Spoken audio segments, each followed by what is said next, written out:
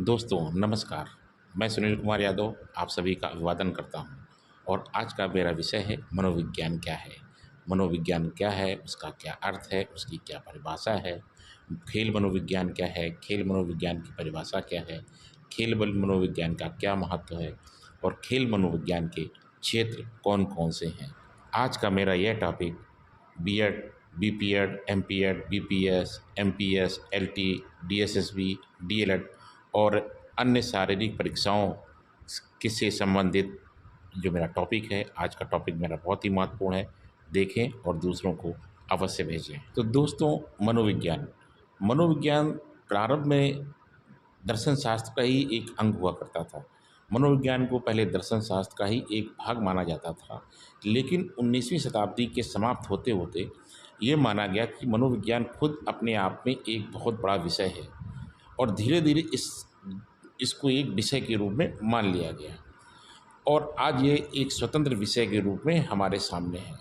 जैसा कि आप सभी जानते हैं, दर्शन शास्त्र के अंग के रूप में इसको जाना गया कि ये मनोविज्ञान जो है दर्शन शास्त्र का एक अंग है। धीरे धीरे इसने अपने क्षेत्र को फैलाना आरंभ कर दिया और एक स्वतंत्र विषय के रूप में अध्ययन किया जाने लगा। जैसा कि W.M. रायबर ने लिखा है कि आधुनिक काल में एक परिवर्तन हुआ। मनोवैज्ञानिकों ने धीरे धीरे अपने विज्ञान को दर्शन शास्त्र से पृथक कर लिया और मनोविज्ञान नामक एक नया विषय मान्यता के रूप में प्रदान किया। मनोविज्ञान एक विषय के रूप में तो आ गया, अब मनोविज्ञान क्या है इस पर जो मनोवैज्ञानिक थे उनका मंथन शुरू हो गया। मनोविज्ञान जो शब्द है उसको अंग्रेजी में हम साइकोलॉजी शब्द कहते हैं। साइकोलॉजी शब्द जो है वो यूनानी भाषा के साइको और लोगस नामक दो शब्दों से मिलकर बना हुआ है। साइको का तात्पर्य है आत्मा और लोगस का अर्थ है ज्ञान।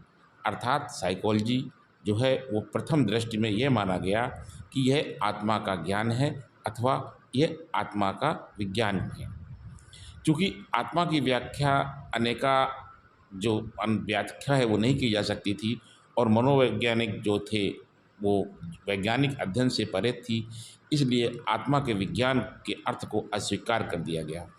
जिन मनोवैज्ञानिकों ने इसे आत्मा का विज्ञान कहा वो यूनानी मनोवैज्ञानिक थे, जिनमें अरस्तु है, प्लेटो है, डेकार्ट है। ये सभी यूनानी जो विद्वान थे उन्होंने मनोविज्ञान को आत्मा का विज्ञान माना था। आत्मा के विज्ञान को अस्वीकार करने के पश्चात यह माना गया कि मनोविज्ञान जो है वह चेतना का विज्ञान है। इसके अनुसार शरीर शास्त्रियों ने जब यह कहा कि मानसिक शक्तियाँ अलग अलग कार्य न करके संगठित रूप से कार्य करती हैं, तो विद्वानों ने मनोविज्ञान को चेतना का विज्ञान कहा। विलियम्स जोन्स ने कहा कि मनोविज्ञान की सर्वोत्तम परिभाषा चेतना की दशाओं के वर्णन एवं व्याख्या के रूप में दी जा सकती है। हालांकि सिगमंड फ्रायड ने मन को की अवस्थाओं को 3 रूपों में बांटा: चेतना, अवचेतन और अर्धचेतन आदि में विभाजित करके इस परिभाषा की वैधता को गलत ठहरा दिया, क्योंकि यह परिभाषा सिर्फ एक ही स्तर का अध्ययन करती है, अन्य 2 स्तर अपूर्ण रह जाते हैं। मनोवैज्ञानिकों द्वारा आत्मा और चेतना के विज्ञान को अस्वीकार कर देने के बाद मनोवैज्ञानिकों ने इसे मन का विज्ञान माना कि मनोविज्ञान जो है वह मन का विज्ञान है। उनके अनुसार मानव शरीर को मस्तिष्क नियंत्रित करता है। मानव शरीर में मस्तिष्क का प्रमुख कार्य है। शारीरिक अनुशासन मस्तिष्क के द्वारा ही होता है। इसलिए कुछ विद्वानों ने मनोविज्ञान को मन का विज्ञान कहना प्रारंभ कर दिया। कुछ विचारकों ने मन के अस्तित्व को ही मानने से इनकार कर दिया और मानसिक प्रक्रियाओं को मानने लगे। इसके साथ ही मानव एवं पशु के व्यवहार की जो बाहरी व्यवहार है उसको नहीं माना गया। इन्हीं कारणों से इस परिभाषा को पूरी तरह से अमान्य ठहरा दिया गया। मनोविज्ञान ने विकास क्रम में सबसे पहले आत्मा, फिर मन का, फिर चेतना और फिर व्यवहार के विज्ञान को माना। जैसा कि वुडवर्थ ने कहा है कि सबसे पहले मनोविज्ञान ने अपनी आत्मा का त्याग किया, फिर उसने अपने मन और मस्तिष्क का और उसके बाद चेतना का, अब व्यवहार के विज्ञान के रूप में प्रचलित है। तो मनोविज्ञान क्या है? मनोविज्ञान व्यवहार का अध्ययन है या मनोविज्ञान व्यवहार का विज्ञान है। मनोविज्ञान के द्वारा हम किसी के व्यवहार से उसका अध्ययन कर सकते हैं। मनोविज्ञान की परिभाषाएं: चार्ल्स ई स्किनर ने कहा है, शिक्षा मनोविज्ञान शैक्षिक परिस्थितियों में मानव व्यवहार का अध्ययन कराता है। HR भाटिया ने कहा है, शैक्षिक वातावरण में विद्यार्थियों या व्यक्तियों के व्यवहार का अध्ययन ही शिक्षा मनोविज्ञान है। क्रो ने कहा है, शिक्षा मनोविज्ञान व्यक्ति के जन्म से वृद्धावस्था तक सीखने के अनुभवों का वर्णन तथा व्याख्या करता है। ट्रो ने कहा है, शिक्षा मनोविज्ञान शैक्षिक परिस्थितियों के मनोवैज्ञानिक तत्वों का अध्ययन है। अर्थात मनोविज्ञान क्या है? मनोविज्ञान व्यक्ति के व्यवहार का अध्ययन है। खेल मनोविज्ञान की परिभाषाएं।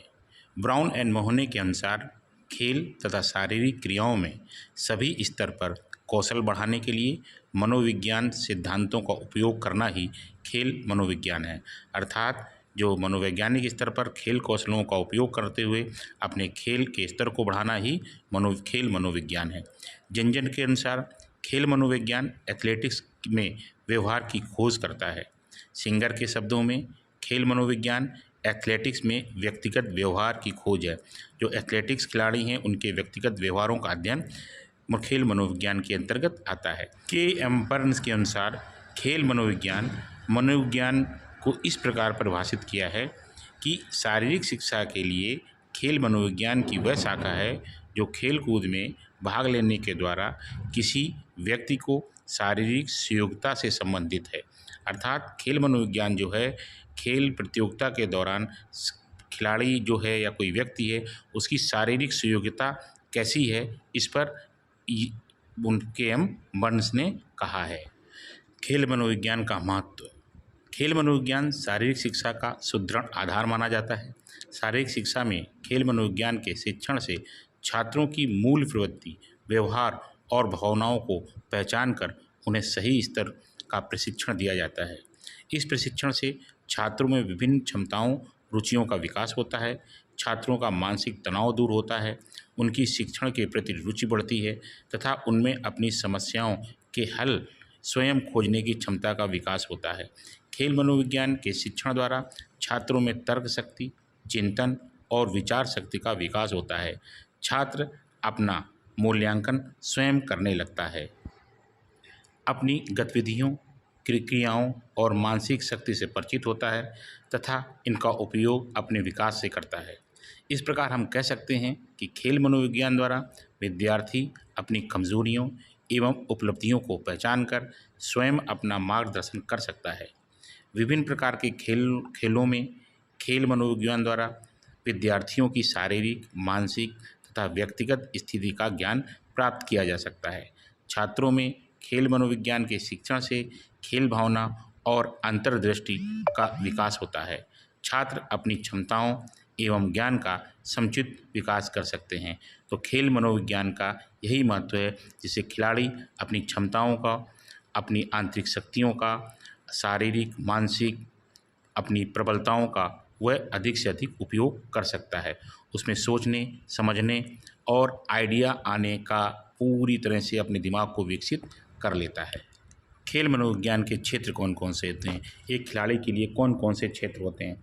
खिलाड़ी का व्यवहार कैसा होना चाहिए, उसमें खिलाड़ी की भिन्नताएं, उनमें किस खिलाड़ियों से उसकी भिन्नताएं कैसी होनी चाहिए, वंशानुक्रम और वातावरण कैसा है खेल के मैदान में, खेल के क्षेत्र में, उसकी विकासात्मक अवस्थाएं कौन कौन सी होती हैं, व्यक्तित्व तथा बुद्धि का प्रयोग अपना वो खेल में किस प्रकार करता है, दूसरे खिलाड़ियों को खेलते हुए देखकर क्या सीखता है, दूसरे खिलाड़ियों का मापन किस प्रकार से करता है, उनका मूल्यांकन किस प्रकार से करता है।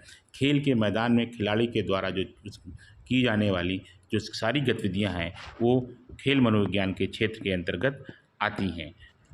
आपको जानकारी अच्छी लगी हो तो चैनल को लाइक करें, सब्सक्राइब करें, दूसरों को भेजें। धन्यवाद।